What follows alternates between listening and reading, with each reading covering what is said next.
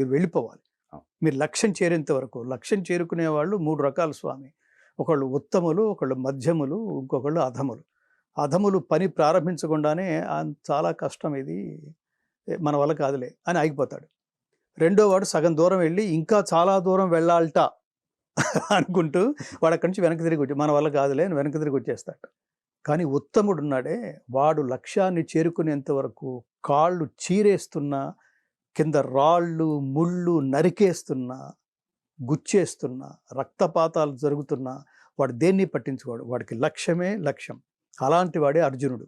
నీకేం కనిపిస్తోందంటే నాకు పక్షి కన్నే అన్నాడు తప్ప ఆ వెనక ఉన్న ఏమంటారు చెట్టు కొమ్మలు ఆకులు, ఆ వెనక ఉన్న మేఘాలు, ఆ లిస్ట్ ఏం చెప్పలేదు. మిగతా వాళ్ళందరూ చెప్పారు, దుర్యోధనాదులు. సో ప్రతివాడు అంటే లోకక్షేమం కోసం ఆలోచించేవాడో, లౌకికంగా లక్ష్యాన్ని చేరుకోవాలనుకునేవాడో దేని నువ్వు పక్క చూపు చూసావంటే లక్ష్యం పక్కకి వెళ్ళిపోయిందని అర్థం. స్ట్రైట్గా లక్ష్యం వైపుకే చూస్తున్నావంటే డెఫినెట్గా నువ్వు లక్ష్యాన్ని చేరుకోగలవని అర్థం. అందుకనే నేను ఫైనల్గా ఒక వాక్యం చెప్తాను. తపస్సులో ఉండేవాడికే దేవుడు ప్రత్యక్షం అవుతాడు అంజి గారు. నిరంతరం ప్రయాణంలో ఉండేవాడికే మైలురాయి తగులుతుంది. ఇక్కడే కూర్చుని నాకు మైలురాయి కనపడాలంటే నువ్వు వెళ్ళిపోతూ ఉండాలి, మైలురాయి తగులుతుంది. తపస్సు చేస్తూ ఉండాలి, దేవుడు ప్రత్యక్షం అవుతాడు. రకరకాల మతాల గురించి పక్కన పెడదామండి. అసలు హిందూ మతంలోనే భిన్నత్వంలో ఏకత్వం అనుకోవచ్చా? అంటే మీరు ఇచ్చిన స్టేట్మెంట్ ప్రకారం చూసినట్టయితే ఇక్కడ భిన్నత్వం ఏముంది?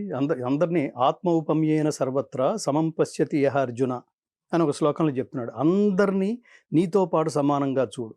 ఇంకో శ్లోకంలో అద్వేష్ట సర్వభూతానాం మైత్రః కరుణయేవచ. అసలు ఏ మనిషి ఎడల అంటలేదు భగవద్గీత, ఏ ప్రాణి ఎడల అంటోంది. అంటే సర్వ ప్రాణుల సుఖ దుఃఖాలని నీతో పాటు సమానంగా చూడు. ఇది ఎసెన్స్ ఆఫ్ భగవద్గీత. దీనికి మించింది ఏలే. నువ్వు వేరు నేను వేరు అని చెప్పదు, అందరూ సమానం అని చెప్తుంది. మనమందరము ఒక్కటే, మనందరికీ ఒక్కడే అని చెప్తుంది. అంతే తప్ప కృష్ణుడనో రాముడనో ఇంకో శివుడనో ఆ విష్ణువుకి శివుడికి తేడా ఉందనో ఇలా కొట్టుకు చావమనో అలా చెప్పదు అది.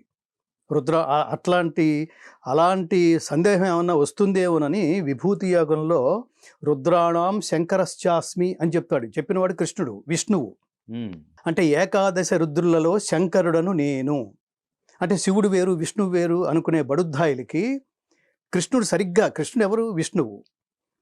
అతను కరెక్ట్ అది చెప్తుంటే ఇప్పుడు విష్ణు సహస్రనామంలో రుద్ర శబ్దం శివ శబ్దం లేకుండా విష్ణు సహస్రనామం పూర్తి కాదు, రుద్ర శబ్దం లేకుండా భగవద్గీత పూర్తి కాదు. చెప్తున్నది శ్రీమన్నారాయణుడు.